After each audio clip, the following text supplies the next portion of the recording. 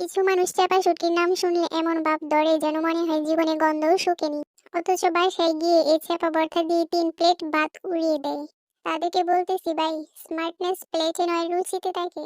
শহর জুড়ে এখন চাপা ভর্তার স্টলগুলোতে লাইন দেওয়া লোকগুলো মনে রাখবেন আপনার থেকেও বড় লোক। আসসালামু আলাইকুম এভরিওয়ান, আজকে আমি বানাবো কিশোরগঞ্জের ঐতিহ্যবাহী খাবার চাপা ভর্তা।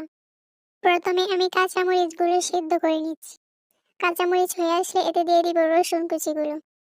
রসুন কুচিগুলো বেশি সিদ্ধ করব না, কারণ কাঁচা কাঁচা দিলে বেশি ভালো লাগে আর স্বাস্থ্যের জন্য খুবই উপকারী কাঁচা রসুন খাওয়া। এরপর চেপা অথবা শুটকিগুলো লাউ পাতা দিয়ে মুড়ে নিব। যারা সারা জীবন চাপা শুটকি লবণ দিয়ে ভাত খেয়ে বড় হয়েছে তারাই মানুষের সামনে বেশি ফুটানি দেখায়, তারা নাকি এগুলো খায় না।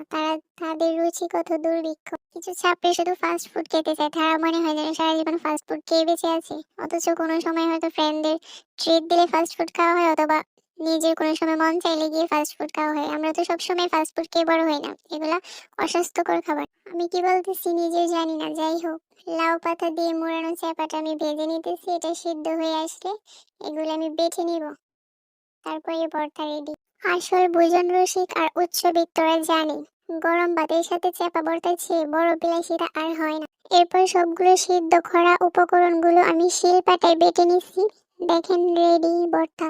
ভিডিওটি কেমন লাগলো কমেন্টে বলে যান।